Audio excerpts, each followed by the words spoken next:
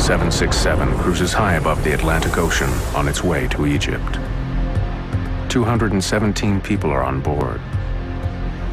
Just half an hour after takeoff, disaster strikes. The pilot and co-pilot struggle desperately for control of their aircraft. The lives of all on board will depend on these two pilots and what they do as their plane dives towards the ocean.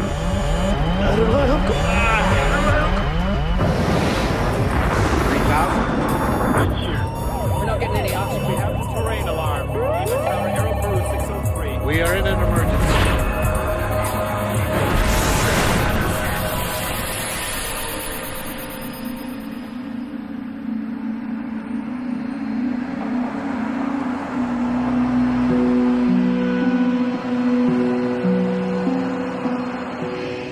Just after 1 a.m. on October 31st, 1999, the 217 people on board Egypt Air Flight 990 are waiting for takeoff. The flight's command captain is Ahmed El Habashi. He's been with Egypt Air for 36 years. The command first officer is 36-year-old Adel Anwar. He switched duty with another co-pilot so he could return home in time for his wedding. Soon be a married man. Congratulations, Adel. Thank you very much. The airline's chief pilot for the Boeing 767, Captain Hatim Rushdie, joins them in the cockpit. At 1:20 in the morning, First Officer Adel Anwar is going through his takeoff clearance with air traffic control. You fly the gateway climb. Climbing to 5,000. Following gateway, clear for takeoff, runway 22 right, Egypt Air 990 heavy. Cabin crew advised. In the name of God, the merciful, the compassionate. Cabin crew, takeoff position. After an everyday religious phrase, the co-pilot helps with the takeoff. For safety, both pilots push the throttles. On a flight of 10 hours, it is standard practice at Egypt Air to provide a relief crew to share the flying duties. The command crew takes off and lands.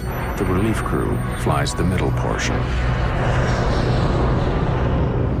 Tonight, Captain Raouf Nur el-Din and First Officer Jamil El-Batouti are the relief crew. They will take over after the first 3 or 4 hours and fly the plane until shortly before Cairo. Egypt Air 990 heavy. Contact. Departure now. 125.7. 1257. Bye. A large number of passengers are senior citizens from the United States, looking forward to touring the wonders of ancient Egypt. My dad and Ginny were married in 1998 on October 23rd. And to celebrate their first anniversary, they decided to take a trip to Egypt. Anita Child's parents are retired and on their way to Egypt as well. They always had great time on these tours. They traveled frequently, and so it was a pleasure trip they were looking forward to. Seeing the Holy Land especially. Maureen Sacratini and her brother John Simmermeyer enjoyed the fact that their parents loved to travel. They had been particularly fond of a program known as Elder Hostel, and this particular vacation trip to visit the pyramids and the other historical sites in Egypt was an Elder Hostel trip. There are 14 of Egypt Air's most experienced crew operating the flight. There are also 33 Egyptian military officers and pilots on board, returning after training with the American Armed Forces. Jamil El-Batouti used to be an Egyptian Air Force flight instructor. He is now one of the oldest first officers at Egypt Air. He is so much older than the other co-pilots that out of respect, they call him Captain. Just over 20 minutes after takeoff, El-Batouti enters the cockpit.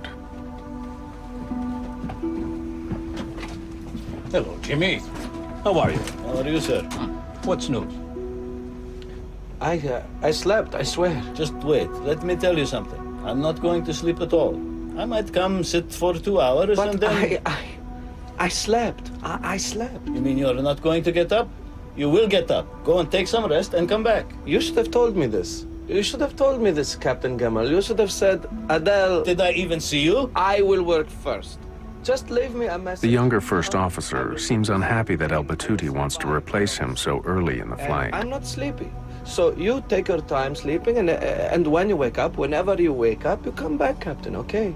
I'll come either way. Captain. Come and work the last few hours and that's all? It's not like that. That's not the point. Look, if you want to sit here, there's no problem. I'll come back to you. I'll go get something to eat and come back, all right? Fine, fine. Look here. Why don't you go...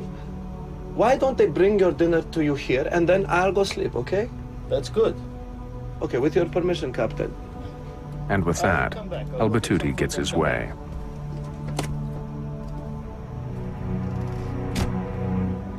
Do you see how he does whatever he pleases?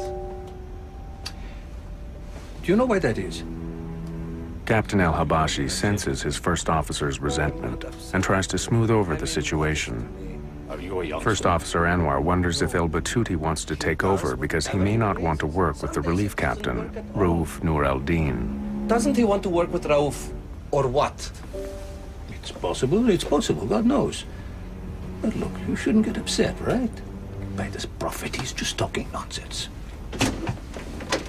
That's it. Everything's under control. Okay, Chief. Thanks a day. First Officer Anwar concedes and hands over to El Battuti. Normally, this is the most relaxed, easy part of a long flight for pilots and passengers alike. The highly automated aircraft systems will take care of the flying for several hours. Egypt Air 990, roger. Excuse me, Jimmy, while I take a quick trip to the toilet. Go ahead, please. Before it gets crowded, while they're still eating, I'll be back to you. Before the captain returns, disaster will strike Egypt Air Flight 990. The fate of everyone on board will be in the hands of the co-pilot, the man who shouldn't be here in the first place.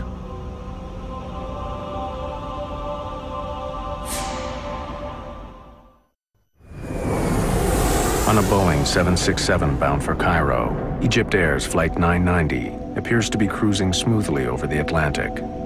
The relief first officer, Jamil El Battuti, is alone in the cockpit, while the captain has gone to the washroom. But suddenly the plane dips, plunging down. The nose pitches forward, creating zero-G, weightlessness, throughout the aircraft. Former NTSB investigator Greg Phillips became an expert in the events of this flight. This airplane basically started at 1G, which is what we'd expect for level cruise flight. As you push the nose down, as if you would be cresting the top of a hill in a car at a high speed that drops away, you'd feel the airplane fall away from you, and you would start to feel a little light in the seat, and as the dive progressed, you would feel a little bit lighter yet. I rely on God. Whatever the first officer is facing, he has to do it alone. I rely on God. Captain El-Habashi fights the disorientation of zero gravity, desperately trying to return to the cockpit. Warning signals indicate the dive is exceeding the maximum speed allowed for the plane, taking them to 99% of the speed of sound.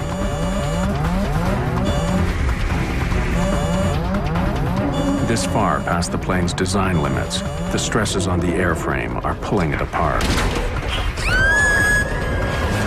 What's happening? Captain El-Habashi pulls back hard on his control column.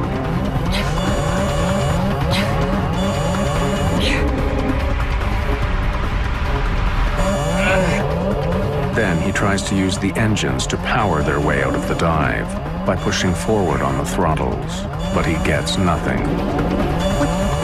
You shut off the engines? Desperate, the captain deploys the speed brakes, panels standing up from the wings, in an effort to slow the dive. It works. The plane slows down.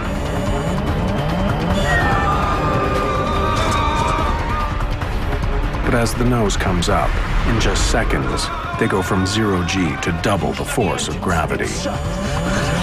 Pull with me. Captain El-Habashi struggles to level the plane. The 767's dive continues to slow.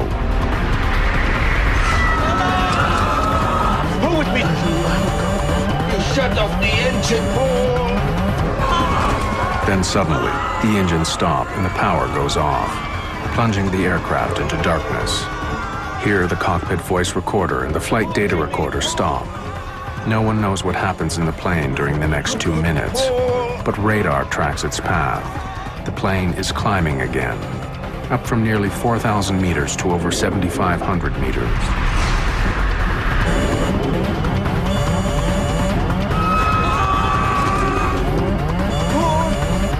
Then the aircraft falls into another terrifying dive. Stressed beyond endurance, the left engine is ripped from the plane.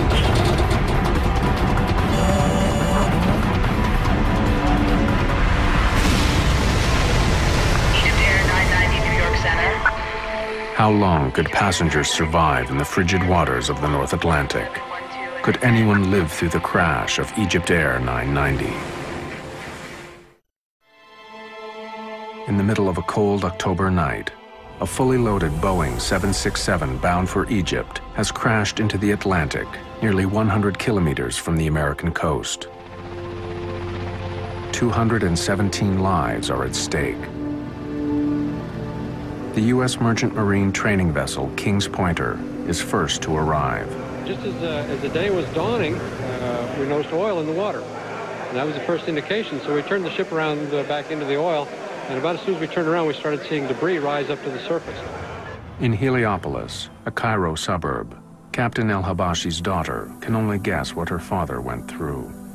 Can you imagine if you have a beloved one, a father, a daughter, or a brother, facing all the horrors of finding himself falling from 36,000 feet suddenly, trying to save his life, his colleagues' lives, the people, the passengers.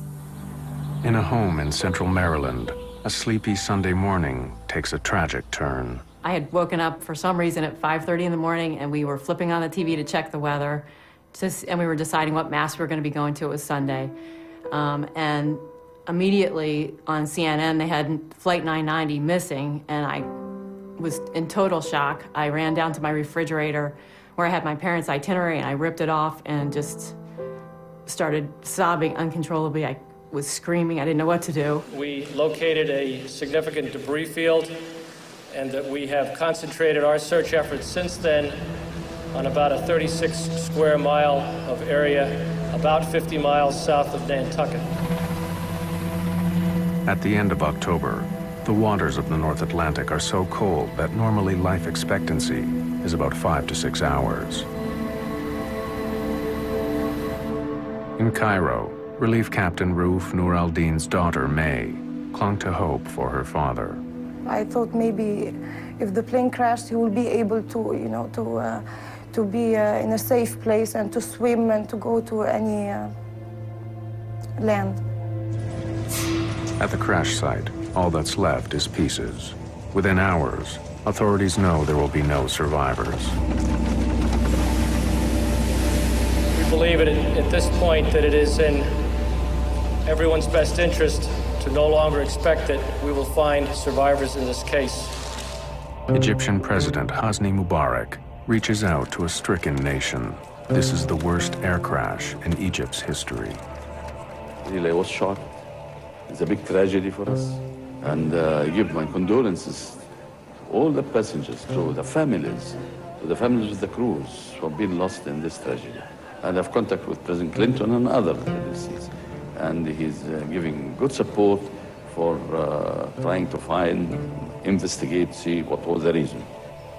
The American president would answer his ally with a commitment.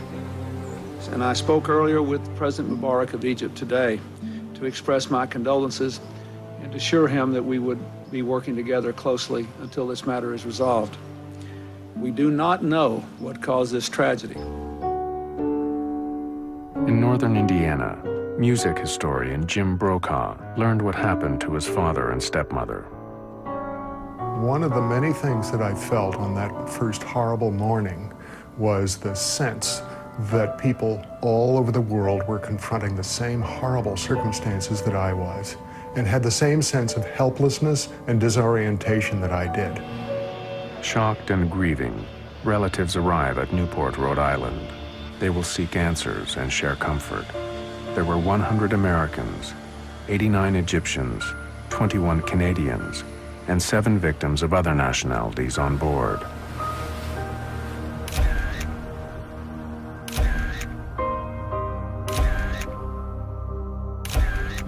All want to know what caused the tragedy. Teams of investigators will pursue that question for years to come. In Washington, Greg Phillips from the National Transportation Safety Board leads the investigation into this crash. From the very beginning, we realized it was a very difficult case. The airplane was in cruise, nighttime, out over the ocean, and when it went into the ocean, there was just a little bit of floating debris, but we had to recover the airplane from the bottom of the ocean to begin the investigation. The job of finding the black boxes would be difficult. The water is about 70 meters deep, and the tremendous force of the crash has smashed the locator beacons off the boxes. In this case, both the underwater locators, which are called pingers, which help us locate the boxes underwater, were detached. So we had an extra difficult job in trying to find the actual boxes where the recording material was contained. 9 days after the crash, the U.S. Navy's unmanned submarine, Deep Drone, recovers the first of the 2 black boxes, the flight data recorder, which stores information about what the aircraft and its systems were doing. 4 days later, the second black box, the cockpit voice recorder, lands on the deck and is carefully transported to the NTSB laboratories. The cockpit voice recorder captures all sounds in the cockpit for the last 30 minutes of the flight.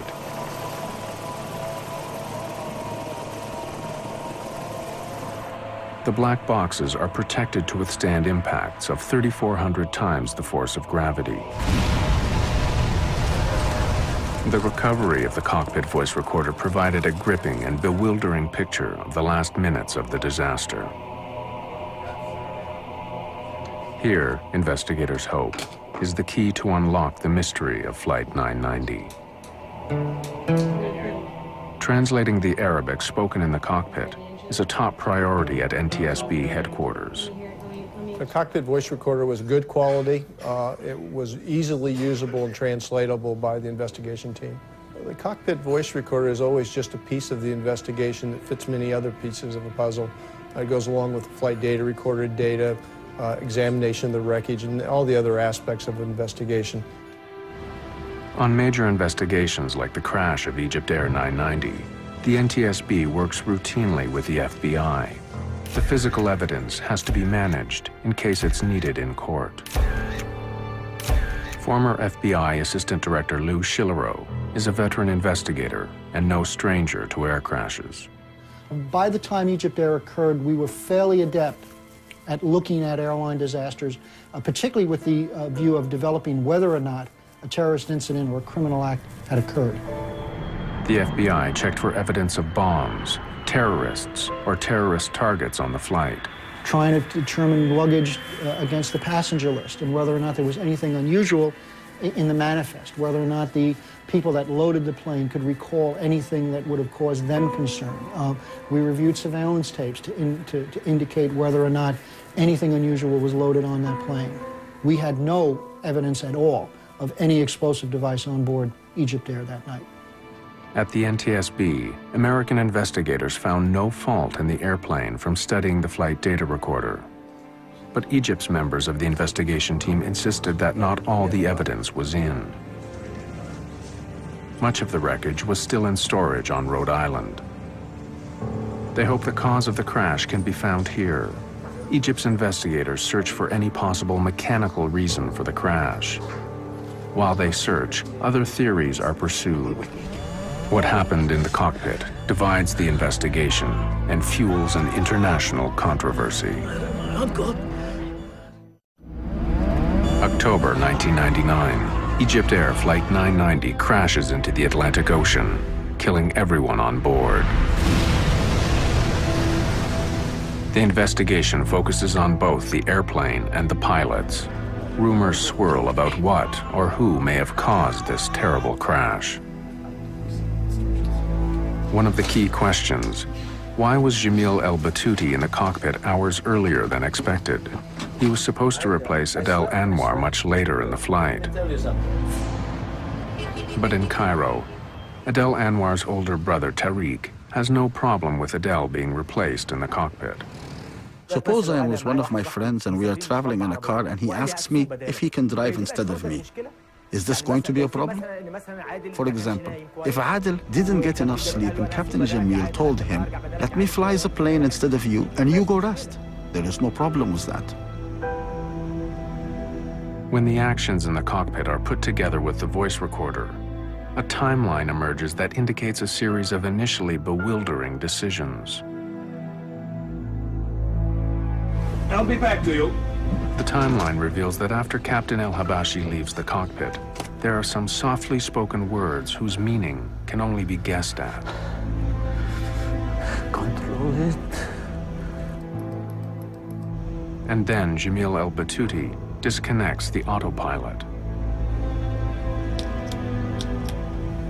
I rely on God. Released from the autopilot's control, the plane starts to descend, rolling to the left. Egypt's experts described El-Batouti's decision to shut off the autopilot as a possible reaction to an unusual movement of the aircraft, prompting him to take manual control. However, the leader of the NTSB investigation disagrees. We found no reason for the autopilot to be disconnected by a fault or failure in the airplane. Normally, all aircraft movements are meant to keep passengers comfortable, as though they were on the ground. After switching off the autopilot, the flight data recorder indicates that El-Batouti pushes his control column forward, lowering the elevator panels. Then, he pulls the throttles back, reducing engine power. This causes the plane to dive. Egypt's investigators say El-Batouti was not trying to crash the plane, and there may have been an elevator failure, which he could not overcome. Strangely, there was no mention of a problem on the cockpit tape. When the captain made his way back to the cockpit, he asked the first officer what was going on, and never received a response. As former director of aviation safety, Bernard Loeb oversaw all air crash investigations at the NTSB. It is well understood that in a cockpit, a jet transport cockpit of virtually any airline in the world, when a captain comes in and asks a question, the first officer will respond. When the captain asked his questions, Batouti did not respond. Fighting the dive, pulling his column back all the way, the captain cannot regain control of the elevator, so he tries the throttles to power out of the dive. You shut off the engine? He was unaware that seconds earlier, the first officer had shut off the fuel to the engines. Egypt's experts say that El-Batouti may have been acting out of caution. The flight data show that a low oil pressure warning appeared. That can mean the engines have flamed out. The captain may have then ordered the fuel to the engines shut off as part of the procedure for restarting them. Shut the engines! It's shut! The NTSB consider this possible scenario as well. The engines shut off on a two-engine airplane at night over the water. We couldn't understand any reason why any emergency could cause you to shut all the power off available to the airplane when you're heading away from the nearest airport. Foremost among the Egyptian investigator scenarios was a tragic elevator failure. In Washington, at the National Transportation Safety Board, analysis of the flight data recorder indicates that Captain El-Habashi was pulling back on his column to make the plane climb, while First Officer El-Batouti appears to be pushing forward on his column, making the plane go down.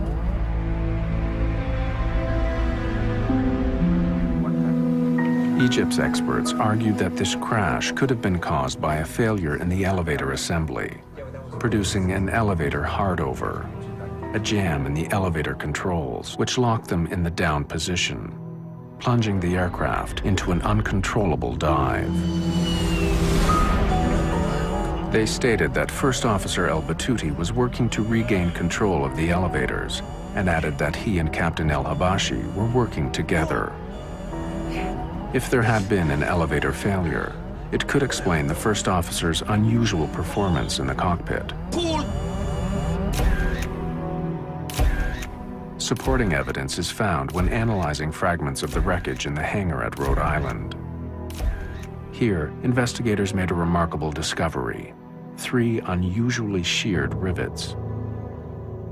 These tiny parts play an important role in the Boeing 767's elevator assembly. Egypt's consulting experts determined that the scratches in the metal surfaces of these rivets showed that they were sheared off in 2 different directions. One direction could be attributed to the crash. The second could indicate that the break occurred before the crash. It could indicate a jam in the elevators. Egypt's experts drew this to the attention of the Federal Aviation Administration, America's civil aviation regulator. Alarmed by the potential risk, the FAA ordered all bell crank rivets to be inspected on every Boeing 767 in operation around the world. The inspections uncovered 136 sheared rivets, and 34 aircraft were grounded until the fault was fixed. The FAA said the problem could result in loss of controllability of the airplane. Egypt's investigators had uncovered a credible-sounding scenario that the sheared rivets in the elevator assembly of the Boeing 767 indicate an elevator hardover that the pilots could not overcome. But according to Greg Phillips, this idea ignores the very design of the elevators. Those are by design for the Boeing 767. The controls can be split. They're designed that way in case one of the surfaces, the control surfaces, fails, so that whoever is still in control of the airplane or can control the airplane with a failed elevator.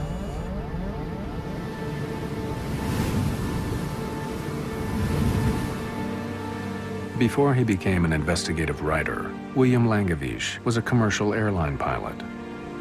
Flight 990's maneuvers are programmed into a flight simulator in order for Langewiesche to test a pilot's reactions.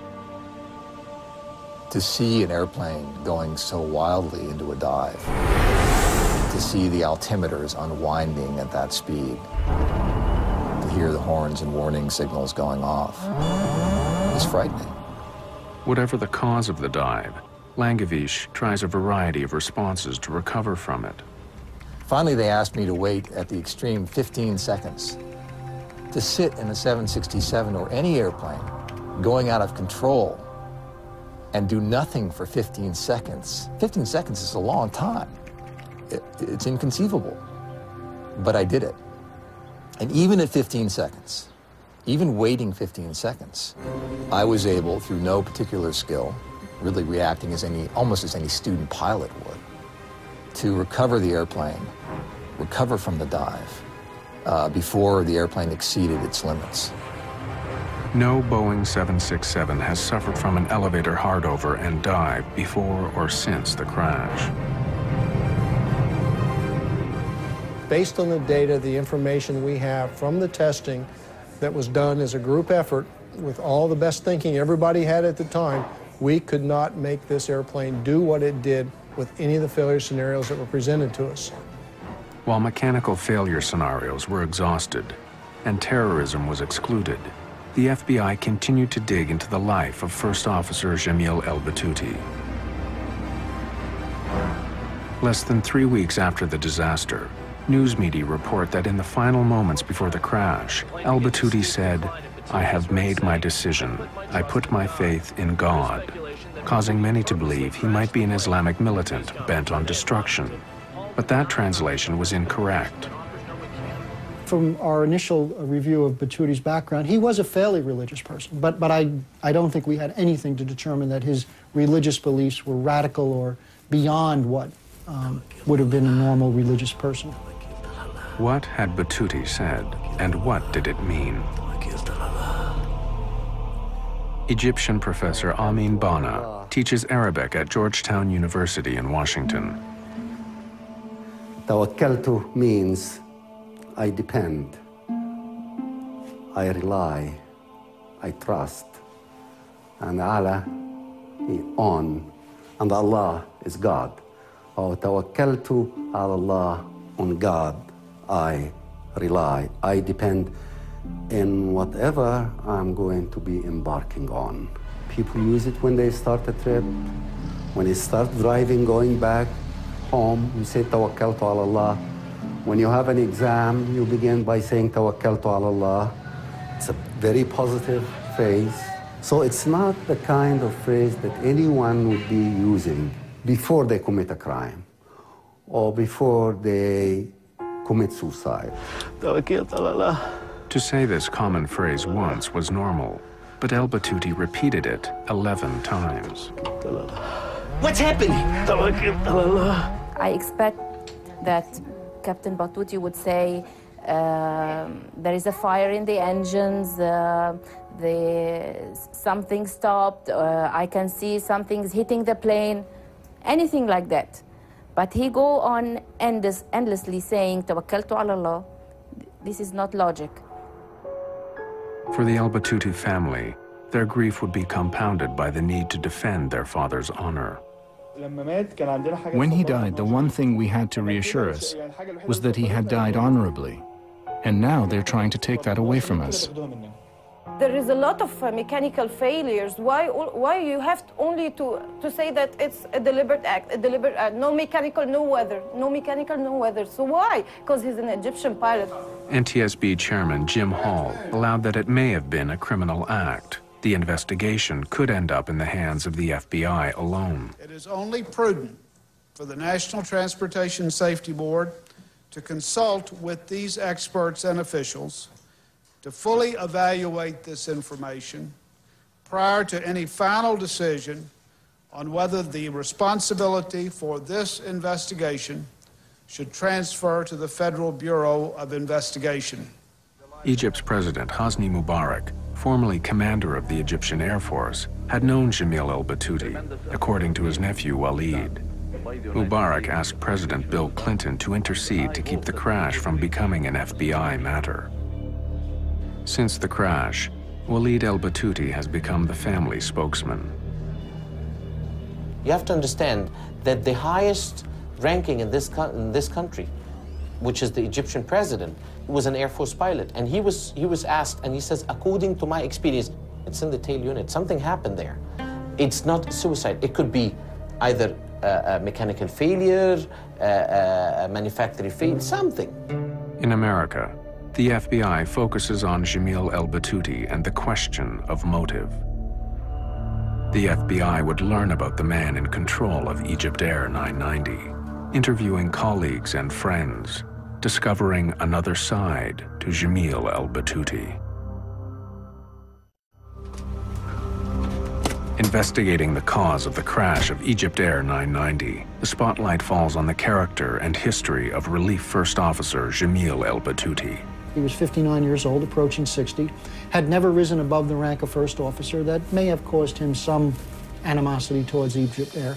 Had some personal issues in his own life, in terms of financial, some issues in terms of his family members being sick, needing medical attention. First, the doctors have already, on that particular flight, have already told them that your daughter is going positive with the medication and everything is going fine, and he was extremely happy. He was so excited to come back. Jamil El Batouty was bringing his daughter's medical records back with him that night, amongst other things. Okay, he bought tires for his son, and an argument went on the phone between him and his son. My father called me to come to the airport because he could not carry all 4 tires himself. He says, listen, I carry your tires all the way from the States. You don't want to come and carry it from the airport? It's a very natural thing. A man is going to commit suicide. Why would he do this? In New York, the FBI continued their investigation at the Hotel Pennsylvania, where Egypt Air had a block booking of about 50 rooms for their crews. The investigation that the FBI was able to do as far as Battuti's background probably spanned a period of about a year or so, at least from the records that we were able to obtain and from the interviews we did at the various places that he stayed. So he did have, I think, a propensity to engage in behavior with some of the hotel people in terms of sexual misconduct. Hey, pretty lady, where did you get to? Which, you know, at the time really appeared to be totally out of the realm of what was normal for a person of that status to do. A husband and father of 5, Jamil El-Batouti was notorious for leering at and bothering female guests and hotel staff. Come to my room. The FBI learned that 2 years before the crash, 2 young women reported that he called them on their hotel room phone, telling them to look out the window across the courtyard. You have a good time, too. When they did, they saw El-Batouti exposing himself and reported the incident to hotel security. His provocative behavior would continue. A hotel maid told the FBI that El-Batouti had sexually harassed her more than once. Hey, cute girl. Listen, stop, let me tell you something. No, I want to talk to you, because look, I give you $100 if you just come to my room. I'm not here for that. Oh, sure. I'm here to work. Just leave me alone. Don't be like that. Come on. When the maid reported the approach, the hotel added to its list of El-Batouti's sexual harassment of guests and staff. The allegation of the hotel, as far as they said, it happened way before, not one day before the flight. Not one day before the flight, as has been mentioned. But according to the FBI, the incident took place on October 29, 1999, the day before the flight. 3 months after the FBI began investigating El-Batouti, an Egypt Air flight landed in London. The plane's captain requested political asylum in the United Kingdom. He claimed to have information about the cause of the crash of Egypt Air 990 and feared reprisals in Egypt. Captain Hamdi Taha was a colleague of Jamil El-Batouti's, and he was walking away from his wife, his family, and his country. The FBI sent a special agent, and along with a British security officer, he interviewed Captain Taha. Were you aware of El-Batouti displaying sexually inappropriate behavior? Yes. This is very important. I heard it from pilots who I trust.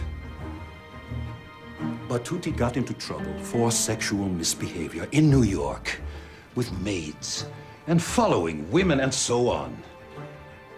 The airline tolerated this for a while, and they told him several times, maybe you can get away with this normally, but this is America. You represent our country. You cannot do these things. Captain Taha's information was secondhand, but his description of El-Batouti meeting with the airline's chief pilot was intriguing. Khatem Rushdie went to see Batouti the night they took Flight 990. They had a meeting in the hotel. He told him that what he had done could not be covered up, and something had to be done. The flight back to Cairo from New York would be his last flight. We go back many years together. But this will be your last flight to the United States. He would not be flying to America anymore. Batouti had just had these big privileges taken away from him, and he was humiliated. So, I think that what happened was this. He must have said to himself, if this is going to be my last flight, it will be Khatem Rushdie's last flight also. The FBI provides Taha's interviews to the NTSB. Egyptian officials asked for another Egypt Air pilot to be interviewed. Mohammed Badrawi had known El-Batouti for 40 years. Interviewed at the NTSB, he described discussing with Captain Rushdie what to do about El-Batouti's behavior. Do you know if Khatem Rushdie was aware of the situation with Batouti? Well, of course he knew. But he pretended not to know, I think, because Hatem Rushdie is the chief pilot. Badrawi confirms that Rushdie is upset about el-Batuti's harassment of women at the hotel. So Badrawi takes Rushdie's concerns to his old friend. And if he didn't listen to you, what did you tell him was going to happen? Nothing much, really. You see, he was on his way out. We don't normally touch people when they're approaching 60. I know. I'm not saying that you are doing something wrong. They are saying that you're doing something wrong. I know you are my friend. We have a little patience, and then they're out. Badrawi would plead with Rushdie to be patient with his old friend, considering that el-Battuti had only 3 months to go before retirement. We've been in the Air Force for 40 years. All he needs is a few more months. Badrawi's interview confirmed that Rushdie was considering disciplinary action against el-Battuti. Here was apparent support for Taha's account. And Captain Taha was not done. He had another compelling story to tell.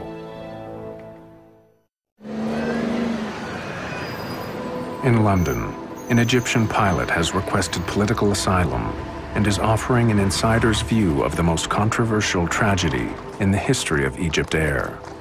Captain Hamdi Taha revealed to the FBI how Egypt Air briefed its pilots about the crash. When they had done the transcripts of the cockpit voice recorder, the Egypt Air Chief of Operations called all flight crew to a special meeting in Cairo and told us the facts. Just the facts. No commentary. No explanation of any technical problem. He did not say anything, but all we pilots realized that this was not an accident. And then he told us not to talk to anyone about it. Don't talk to your family. Don't talk on the phone. Don't talk to each other, he told us. All of us realized that Battuti had done this on purpose. For many of the families involved, this was a case of 216 murders and 1 suicide. In Egypt, big, close, extended families are often protective of their own, and a strong religious faith influences many to think Egyptians do not commit suicide. The story has many sides. It has to do with religion, it has to do with beliefs, it has to do with the culture. I think until today, still in the Egyptian culture, people don't believe that Muslims or that Egyptians or that people coming from that culture commit suicide. Cultural differences were not the only impediments to this investigation. One of the difficulties that we did have was that when we went over to Egypt and attempted to really get into his background, it became a very sensitive issue for the Egyptian government. FBI efforts to learn about el-Battuti's personal life and family relations would be stymied. It became almost to the point where we were never really able to develop all the things that we needed to get at. Finally, on March 21st, 2002, after a nearly $10 million investigation over 2 years and 5 months, the NTSB publishes its report and determines that the probable cause of the Egypt Air Flight 990 accident is the airplane's departure from normal cruise flight and subsequent impact with the Atlantic Ocean as a result of the Relief First Officer's flight control inputs. The Egyptian Civil Aviation Authority responded angrily, and their response read in part, it is obvious that the NTSB has not done the type of professional accident investigation expected by the Egyptian government. The NTSB's former Director of Aviation Safety takes exception to the Egyptian view. What was unprofessional was the insistence by the Egyptians in the face of irrefutable evidence to anyone who knows anything about investigating airplane accidents and who knows anything about aerodynamics in airplanes, was the fact that this airplane was intentionally flown into the ocean. Like many of his countrymen, the loyal nephew cannot believe his Uncle Jamil was a mass murderer. This is a simple plane crash. It was put and made like this for no reason. It shows that it's a cover-up. Greg Phillips takes pride in having thoroughly investigated every lead and every scenario. When we sign on to be accident investigators, we do it with the idea that we're going to keep the next one from happening, not to cover up one that did because of whatever reason may be given to us. I've never known that to happen. I've never even known it to come close to happening. There continue to be differing perspectives on the crash of Egypt Air Flight 990, and unanswered questions remain for broken and damaged families. For many of them, answers to how and why this plane crashed will forever be a painful mystery.